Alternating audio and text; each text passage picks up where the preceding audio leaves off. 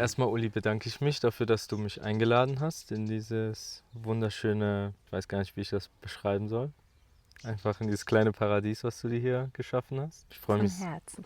ja, danke. Ich freue mich wirklich sehr, dein Gast zu sein. Und ja, wir haben ja gestern beeindruckende Aufnahmen eingefangen, zum einen von dir und auch von der Ferienanlage, die du gekauft hast.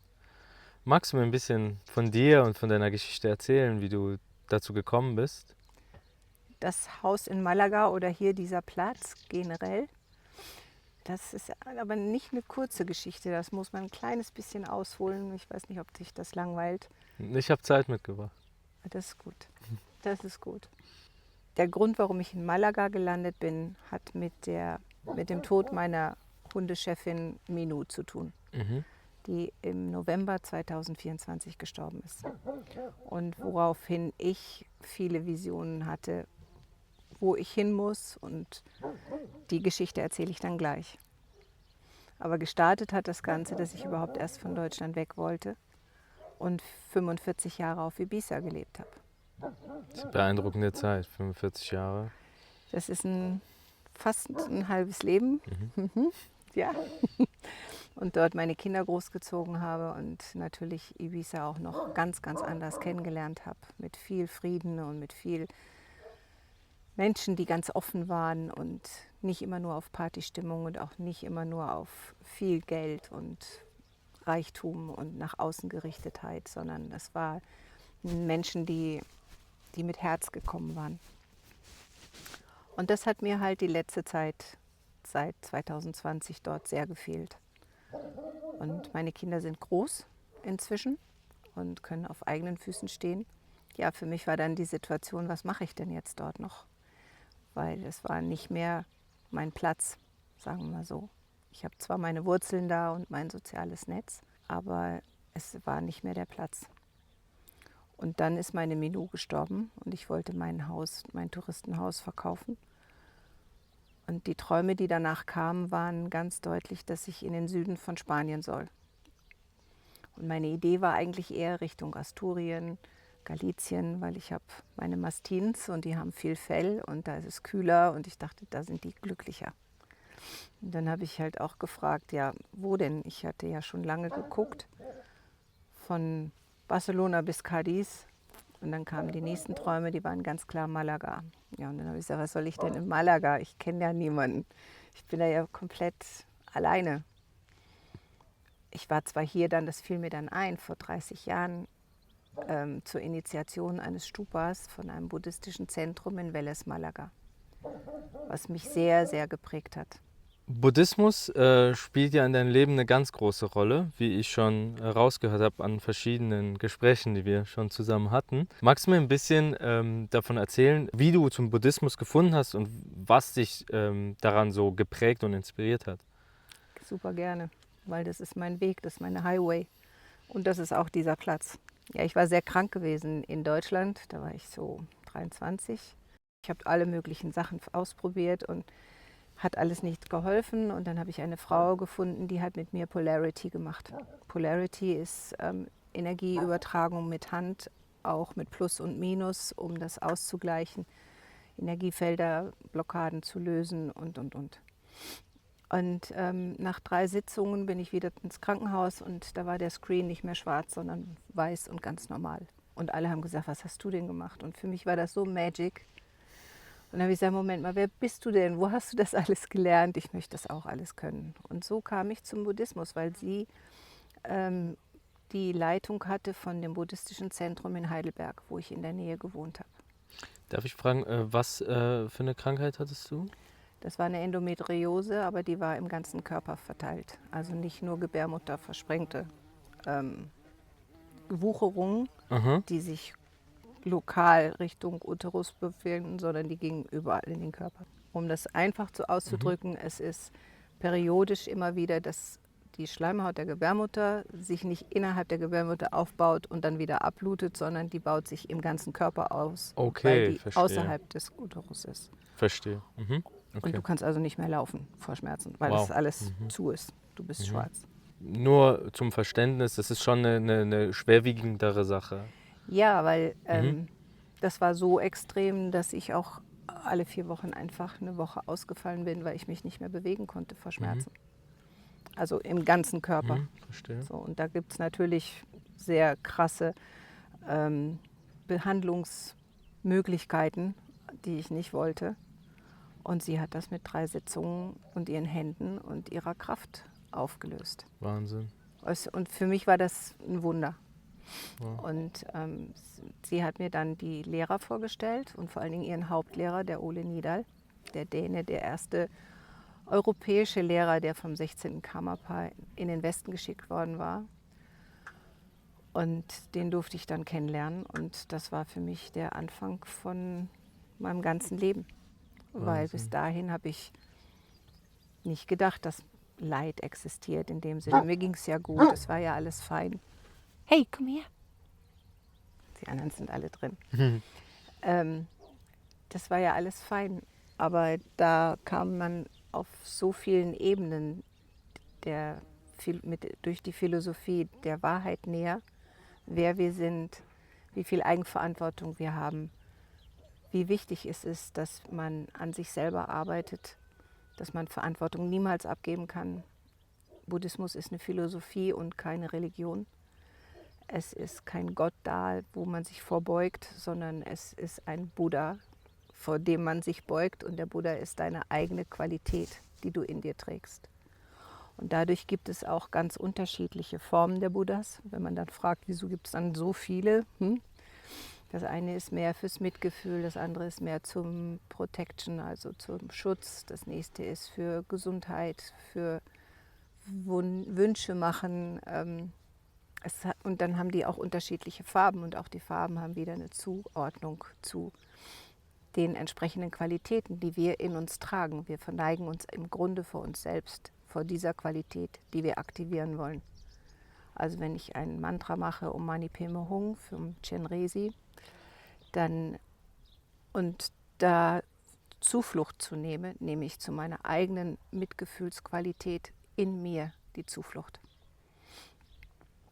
Und war für mich am Anfang ein bisschen viel und ich dachte, ja, das sind aber Mönche und das ist alles irgendwie und wir sind ja hier im Westen und wir sitzen nicht in der Höhle und das war auch die Qualität von Ole, uns das so in einer Form zu vermitteln, dass wir damit leben konnten, arbeiten konnten.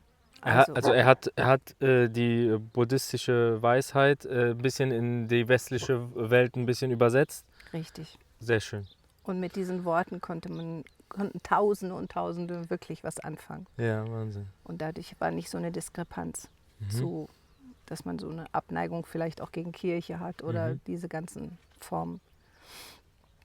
Ja, und so kam das Ganze dann in Schwung und ich habe halt die ganzen Belehrungen mitgemacht, bin viel mit dem Ole gereist und habe dann in Ibiza gelebt und habe dann dort einen Retreat aufgebaut über 10 Jahre mit sehr, sehr vielen Menschen. Und wir haben dann wunderbare Begegnungen mit Mönchen gehabt und allem. Ah, da kommen sie alle. Hallo Schatzis. Hallo Schatzis. Dein Sohn hat mir ja erzählt, dass Dalai Lama war sogar mal bei dir in Nee, Ibiza. der Dalai Lama nicht, aber Ach so. der Hoppla. Jigme Rinpoche, das ist der Neffe vom 16. Karmapa gewesen, der jetzt auch im Europazentrum war, als Ole gestorben ist. Okay. Und das war auch gigantisch. Also ich hatte sehr hohe Lamas auch bei mir. Und wir hatten einen Retreat, da waren, ich weiß nicht, fast 100 Leute da. Aber die kamen von der ganzen Welt. Wahnsinn. Es war wunderschön. Das war super intensiv und ja, und warum macht man das? Weil man etwas gefunden hat für sich selber, was einem so viel gegeben hat und eine Tür geöffnet hat und eine wirkliche Highway ermöglicht hat, dass du das teilen möchtest. Du möchtest, dass andere genau das gleiche Glück haben, mit solchen Menschen wie diesen Lehrern zusammenzukommen, um etwas über ihr eigenes Wesen, ihr eigenes Ego, ihre deswegen eigenen Probleme immer wieder lernen zu können. Und es gibt tolle Techniken, um auch immer wieder da anzusetzen und die kann man mit diesen Lehrern auch lernen. Es ist jetzt gut, ihr müsst jetzt woanders hingehen. Wir sind jetzt hier am Sprechen. Davon gibt es übrigens 7 Stück. So, jetzt ist gut. Geh mal los. Da muss ich mich noch dran gewöhnen. Sorry, Alles gut, alles gut. ich wasche es hier. Das ist eine sehr schöne Eigenschaft, die du da beschreibst. Also einfach so dieses Mindset, das hat mir geholfen und ich möchte das mit anderen teilen.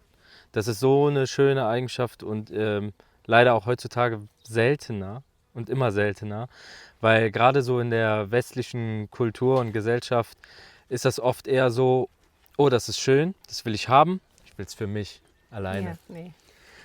Und bitte nicht berühren. Mika, Mika, Mika, Mika. Geschafft. Ja, und das finde ich sehr schön. Weißt du, dieses Ego, was die Menschen haben, wir haben es ja alle. Wir sind so groß geworden, sagen wir mal so, wir sind ganz pur, kommen auf diese Welt und sind ein offenes Herz. Und dann wird geschnitten, dann wird dieser Baum beschnitten und dann wird durch die Erziehung, das Umfeld, die Schule, die ganzen Regeln, das, was uns eigentlich ausmacht, in so ein Kästchen reingepackt. Und in diesem Kästchen fühlen wir uns aber auch ganz sicher und wohl, weil wir ja nichts anderes kennen und verlieren damit den Zugang zu uns selbst. Das wieder aufzumachen und dort wieder anzuknüpfen, ist ja zum Beispiel über so einen Weg im Buddhismus die Grundidee, um den Menschen und den Wesen die Eigenständigkeit zurückzugeben und auch diese Sichtweise. Und das Schönste, was du machen kannst, ist das mit jemandem teilen. Und für mich war das, ich meine, ich habe immer draufgelegt, weil ich habe die Reisen bezahlt und so weiter und so fort. Es ging nicht darum, Geld zu verdienen, es ging darum, dass Menschen teilhaben konnten. Und das ist für mich einfach mehr Reichtum als alles andere. Oh, das waren sehr schöne Worte. Oh, das hast du so schön Jetzt kriege ich auch gesagt. gleich Tränen, weil ich das ehrlich so meine. Ja, glaub dir, das ist zu 1000%. Ja. Ja, und so sind auch meine Plätze entstanden, auch auf Ibiza. Weil Voller Liebe. Ja. So, also ich hatte ja das Glück, eine sehr lange Zeit in Ibiza auf deinem Platz zu verbringen und diese Wärme, dieser Ort, also auch hier, das strahlt so eine Sicherheit, so eine Wärme, so ein Zuhausegefühl. Aber auch, das machst auch du, ne? Das ist dein Spirit, der hier wirkt. Und das ist echt schön, das so miterleben zu dürfen. Und danke. Und das teile ich gerne. Ja. Das teile ich wirklich gerne. Und deswegen kamen auch überhaupt die Menschen an meine Plätze. Und so hat mein Haus für mich gearbeitet, dass die mir dann eine kleine Miete bezahlt haben oder als Touristen kamen. Und ich darüber meine Kinder großziehen konnte. Und das ging immer über das Miteinander und das Teilen. Ja, und das ist das Gleiche hier. Ich habe jetzt hier eben auch so einen Kraftplatz gefunden. Er wurde mir gefunden, sagen wir mal so rum, wo einfach die Glocke von wie so ein Bubble hier drüber ist und ja, unheimlich viel Energie ist. Also ich denke mal, manche Menschen können das nicht stehen. Und bei denen kommen und brechen Sachen hoch aus alten Zeiten, wo sie sich erstmal mit konfrontieren müssen. Wer das möchte, kann gerne kommen. Und bei ganz vielen, was ich jetzt auch bei einer Frau hatte, die kam hierher und hat meine Tiere versorgt, als ich nach Ibiza musste für ein paar Tage. Die hat gesagt, für sie war das ein Quantensprung. Die Tiere sind solche großen Seelen und Schützer der Erde. Und wir haben jetzt auch noch die Schützer des Himmels und des Dharmas, die Adler. Das ist ein Kraftplatz ohne Ende. Entweder macht man einen Quantensprung nach vorne oder man räumt im Hinteren noch auf. Das ist Wahnsinn, was du da beschreibst. Aus meiner eigenen Erfahrung in Ibiza kann ich sagen, da habe ich auf jeden Fall meine Vergangenheit aufgeräumt. Das stimmt. Und unfreiwillig. Was heißt unfrei? Ja, unfrei. Irgendwie, das kam halt einfach. Das kam. Das war in der Zeit. Ja, aber das Schöne ist auch, was du gerade beschreibst mit den Tieren, als du mich vom Flughafen abgeholt hast, wir hier angekommen sind, ich aus dem Auto gestiegen bin und die alle angekamen. Ich Tonja ist schon immer gut mit Tieren, aber dieser Moment einfach, wo wie so kleine Engel, ja, die kommen dann an, die strahlen so eine Wärme, so eine Ruhe, so eine Ausgeglichenheit aus und so viel Liebe, das war der Wahnsinn. So, und das ist ja nicht nur einer, das sind ganze 7 davon. Das war eine geballte Energie, das war echt schön. Ne? Das war ein Willkommen. Ja, das war ein wirklich sehr warmes Willkommen. Ja. Oh, schön, dass du das so empfinden konntest. Ja. Doch, toll. Super. Ja, und ich bin hier sehr, sehr dankbar, hier sein zu dürfen. Weil, um zu diesem Schwenk nochmal zu kommen, ich hatte dieses Haus nie gesehen. Das war 2 Jahre im Netz. Dieses hier? Mhm. Mhm. Und ich habe ja, wie gesagt, über Minou, meine Hündin, die einfach die Chefin war, die war wie so ein Lebenspartner. Unglaublich. Du hast sie kennengelernt ja noch. Ja, stimmt. Die große, Ja, ja, die, ja. die größte, diese Ja. Mastin, Pyrenäen. Auf jeden Fall habe ich dann in das Netz geguckt und sehe dieses Haus und denke nur, wo war's? Das ist meins. Und dann habe ich die Frau angerufen und dann hat sie gesagt, ja, tut mir leid, es wird am Freitag verkauft. Aber ich gesagt, wir haben doch jetzt erst Mittwoch.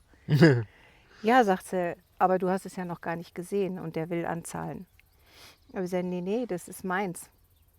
Ja, und wie kann ich das sichern? Und dann hat sie gesagt, du musst 10.000 Euro anzahlen und dann können wir das irgendwie vertraglich machen. Ich rufe aber nochmal den Chef an, also den Besitzer. Und dann habe ich den Interessenten von meinem Haus angerufen und gesagt, wenn du mein Haus kaufen willst, brauche ich bis heute Nachmittag um 5 Uhr 10.000 Euro auf meinem Konto als Zeichen, dass du es wirklich haben willst. Ich habe einfach gepokert. Und der hat das gemacht. Er hat mir zwar seine Anwälte nochmal hingeschickt und Architekten und dies und das, die alle mich nochmal durch den Wolf gedreht haben, aber das hat alles geklappt. Und dann habe ich das Geld gehabt, habe überwiesen und konnte so dieses Haus dann erwerben und bin dann am Montag, also der Käufer kam am Freitag und war dann enttäuscht. Es tat mir auch leid, aber die Frau war sehr glücklich, also tat es mir nicht mehr so leid. Und dann kam ich am Montag hier an und habe nur gesagt, ja. Und Ganz kurz, also du hast dieses Haus nie im realen Leben gesehen, Nein. nur auf Bildern. auf Fotos. Dann hast du gesagt, 2 Tage bevor das Haus verkauft wird, hast du gesagt, ich will es haben. Die haben gesagt, schick uns eine Anzahlung. Richtig. Parallel hattest du aber schon den Verkauf deines eigenen Hauses In Ibiza. schon in Gange gesetzt und der hatte Interesse und dann hast du einfach gesagt, hey, okay, sie will jetzt 10.000 als Anzahlung, dann nehme ich von dem jetzt diese 10.000, schicke es ihr und dann sichere ich mir so das Haus. Richtig, weil ich hatte das Das Geld ja gar nicht. Das ist Ich ja, hatte, das ist ja wie Monopoly. ich hatte glaube ich, 1.500 Euro auf dem Konto, also Ja. das ging ja gar nicht. Ja, witzig. Und das waren das musste so sein. Ja, Es war wirklich, es war Magic. Und es hat auch alles so dann funktioniert. krass. Und mein Traum war immer, mehrere Hunde zu haben. Ich hatte ja meine 3 großen. Ja. Und am letzten Tag des Umzugs für hierher hat sich der Cenno die Tacoma geschnappt und die war dann schwanger, als wir hier ankamen und hat mir dann 10 Babys geschenkt. Und Wahnsinn, plötzlich- ich erinnere mich noch. Das war ja in meiner ersten Woche auf der Insel. Genau, da seid ihr abgereist. Ich glaube, wir haben uns 5 Tage lang gesehen. Waren das 5 Tage, wo wir Ich weiß es gar nicht. gleichzeitig? Ja, Es das war krieg ich maximal nicht eine Woche. Es war, glaube ich, maximal eine Woche. Ich weiß nicht, ich kam am 15., weil du hast mir gesagt, wir müssen am 15. Übergabe machen, weil ich bin ein paar Tage später weg. Irgendwie sowas war das. Und wir haben uns nur ganz kurz persönlich gesehen, aber hatten dann halt die meiste Zeit natürlich über WhatsApp und Telefonkontakt. Und das war aber krass, weil also ich hatte schon immer so eine spezielle Verbindung, wenn ich das so sagen darf, zu dir. Und ich weiß auch noch in den ersten Tagen auf der Insel, da hast du zu mir gesagt, ich sehe dich. Das habe ich bis heute nicht vergessen, diesen Satz. Das hast du da zu mir gesagt. Und diese Verbindung war aber so stark, dass sie trotz physischer Abwesenheit nur über, sage ich mal, so Kontakt über Telefon und so, eigentlich noch stärker geworden ist. Ja, Und das finde ich sehr, sehr bemerkenswert. Und es gibt nicht viele Menschen, die so eine Verbindung herstellen können. Und das ist schon krass. Da würde ich mal sagen, das hat was mit meinem Buddhismus zu tun Mhm. und Meditation und Mhm. viel Segen und viele Magic Moments und Mhm. dann fängst du an, automatisch ja wachsen zu müssen und Mhm. zu wollen und zu können und du bist getragen. Dann denke ich mal, kommst du da automatisch hin, Mhm. wenn du das Ego zurückschraubst und das dir nicht mehr wichtig ist, dann kannst du auch sagen, ich sehe dich. Ja, ja, es war Magic-Zeit. Mhm. Ja, krass.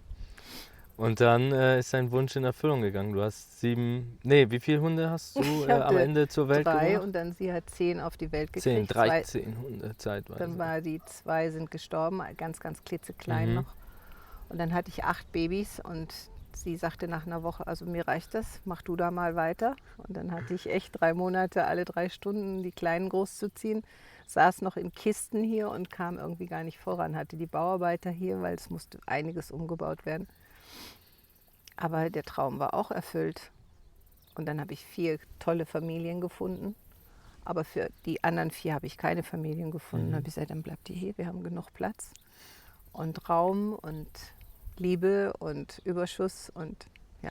Wir haben gar nicht drüber gesprochen, wo wir hier überhaupt sind. Wir sind hier im Zentrum von Andalusien, richtig? Wir sind im Zentrum von Andalusien, kann man wirklich so sagen, weil wir sind eine halbe Stunde bis Malaga. Wir sind 120 Kilometer von Granada, Skifahren, wenn du möchtest, ich nicht mehr. Antequera ist eine fantastische alte Stadt mit vielen alten Bauten, vielen Kirchen, fantastisch. Dann sind wir, Loja ist auch nur 20 Minuten, Archidona auch mit einem riesen Kloster ist gerade um die Ecke. Die großen, also auch zum Beispiel Cádiz, okay, Cádiz ist jetzt weit, weil du bist am Ende von Andalusien, das sind 200 Kilometer. Aber Vejer de la Frontera, wo die ganzen Surfer sind, sind auch nur 150 Kilometer. Also das ist alles sehr nah Mhm. und sehr zentral. Mhm. Marbella ist 1 Stunde 10. Ach. Mhm. Malaga, wie gesagt, 30 Minuten. Mhm. Und du bist aber hier oben, Mhm. weil wir sind ganz oben bei Mhm. 750, nee, doch 750 Metern mit einem kompletten Rundumblick. Und das andere Haus hat das Gleiche. Wir sind auf derselben Höhe Mhm. und wir sind total raus aus all der ganzen anderen Welt. Ja, das ist der Wahnsinn, das kann ich bestätigen. Also hier der erste Morgen hier aufzuwachen war komplett surreal. Ich finde es auch cool, weil, dass ich abends angekommen bin, als es dunkel war. Weil Und du so hast hatte ich nichts die gesehen. Chance am nächsten Tag, wenn die Sonne aufgeht, das hier komplett frisch und neu zu erleben, von Anfang des Tages an. Und das war echt beeindruckend. Da habe ich erst realisiert, wo ich hier gerade bin. Ne? Und das ist wirklich, wie du sagst, das ist wie wenn du, also wenn ich das so beschreiben kann, ist wie wenn du, dein Haus ist das Schiff, hier ist der Bug und du bist einfach umgeben von einem Meer aus Bergen, Landschaften und das ist einfach Wahnsinnsgefühl, hier zu sein. Diese Ruhe, diese Stille, diese Energie und dieser Schutz der Berge drumherum, das ist schon krass. Und dein Grundstück ist ja auch sehr groß, ne? Also wie viel Ich wollte Quadratmeter? keine Nachbarn. Ich wollte nie wieder Nachbarn. Ich war auf Ibiza immer mit vielen Nachbarn und die sind nicht immer alle nett und immer viel zu nah, weil die Insel zu klein ist. Ich habe 100.000 Quadratmeter Land. Davon habe ich Wow. 30.000 eingezäunt in Mhm. 2 Parzellen. Und die Hunde haben hier nachts ihren Job, das Haus zu bewachen, das Land zu bewachen. Und sie sind super glücklich, weil das ist ja ihr Naturell. Mhm. Und tagsüber sind die dann so platt, dass sie sich erstmal alle irgendwo in den Schatten flezen und dann gemütlich schlafen und nachts Mhm. geht es dann wieder los. Und die haben einen Auftrag und sind sehr happy. Mhm. Ja, ich glaube, ein glücklicheres Hundeleben kann man nicht führen als hier oben. Vor allem, wenn ich sehe, was du denen alles zu essen machst. Ja, Kochen ist erstmal für die Tiere und dann kommt Uli mit dem Salat. Um sich mal zu verbildlichen, wie groß das hier eigentlich überhaupt ist. Ich habe mal recherchiert, also 100.000 Quadratmeter entspricht 14 Fußballfelder. Oh, das ist aber viel. Das ist Das hast du. gigantisch, ja. Ja, weil eine Zahl, die Zahl ist groß, okay, aber man hat keine Vorstellung davon. Wenn man sich das in 14 Fußballfeldern vorstellt, ist das schon hier echt gigantisch. Das hast du ja vor, heute mal zu belaufen, Mhm. weil du willst zu dem Fluss, der zu Ja, dem Land gehört. du hast sogar noch einen eigenen Fluss, das stimmt. Ja, Also ein Stückchen von ja, dem Fluss. ja immerhin. Ja, ja. Ja. Also es ist wirklich, es ist ein Kraftfeld. Mhm. Und ich spüre das auch immer jeden Tag. Ich komme hier raus und sage eigentlich nur Danke. Also das Mhm. Wort Danke ist mir so viel auf den Lippen und im Mhm. Herzen. Und ich kann es gar nicht anders. Mhm. Und das ist das, was ich so liebe, dann zu teilen. Mhm. Weil wenn Menschen sowas gerne auch erleben möchten oder weil sie sagen, da draußen die Welt ist zu laut oder zu chaotisch oder zu schnell, man verliert sich so sehr. Ich möchte bei mir wieder andocken. Mhm. Dann braucht man gar nicht viel reden. Man braucht sich eigentlich nur unter diese uralte Steineiche zu setzen Mhm. und der Rest kommt von alleine. Mhm. Und das andere Haus, das Touristenhaus, ist auch so aufgebaut, dass eigentlich waren alle meine Häuser, ich hatte auch 2 Häuser in Schweden, Mhm. die hatten alle die Idee und deswegen hießen sie alle Budokan 1, Budokan 2, Budokan 3.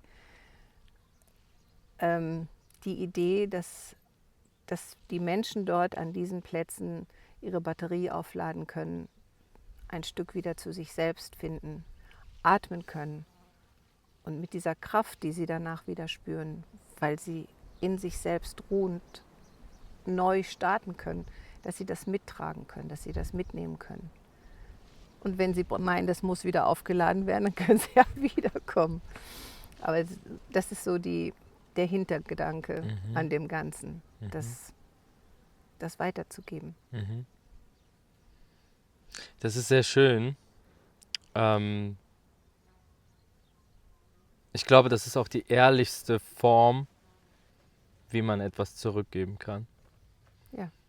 Und ich finde, von dieser Eigenschaft und auch von vielen anderen Aspekten, die du erfüllst, aber da können sich, glaube ich, einige oder sollten sich vielleicht einige eine Scheibe von abschneiden. Also, ich weiß nicht, für mich war es schon immer eine Quelle der Inspiration. Und ich denke, dass die Leute oder die Menschen, die mit dir auch im engeren Kontakt stehen, das auch so sehen. Ähm, ja, ich freue mich einfach, diese Zeit hier wirklich. Ich freue mich mega, diese Zeit hier mit dir verbringen zu dürfen. Ist Und viel zu kurz. ja, viel zu kurz. Aber tatsächlich, ich muss sagen, auch wenn es nur jetzt 3 Nächte, 2 Tage sind, ich habe irgendwie das Gefühl, die Zeit vergeht hier verdammt langsam. Mhm. Verdammt langsam. Also, das, man kennt das doch eigentlich so, wenn man irgendwo ist und man hat eine gute Zeit, dass man das Gefühl hat, die Zeit rast und ist schnell vorbei. Und hier habe ich genau das gegenteilige Gefühl. Ja, weil du draußen immer rennst. Mhm. Deswegen geht die Zeit schnell vorbei. Hierhin noch und dahin noch. Und das wollten wir auch noch. Und in Sunset, wann ist der? Komm, wir laufen mal los. Das ist alles dann gepresst. Und Mhm. hier ist nichts. Ja. Außer der Reichtum der Natur und der Kraft und das Universum, dem bist du ganz schön nah. Also Ja. von daher kannst du entschleunigen und dadurch wird die Zeit auch länger. Ich habe gestern den Sternenhimmel von hier Mhm. mir angeschaut und das war echt beeindruckend.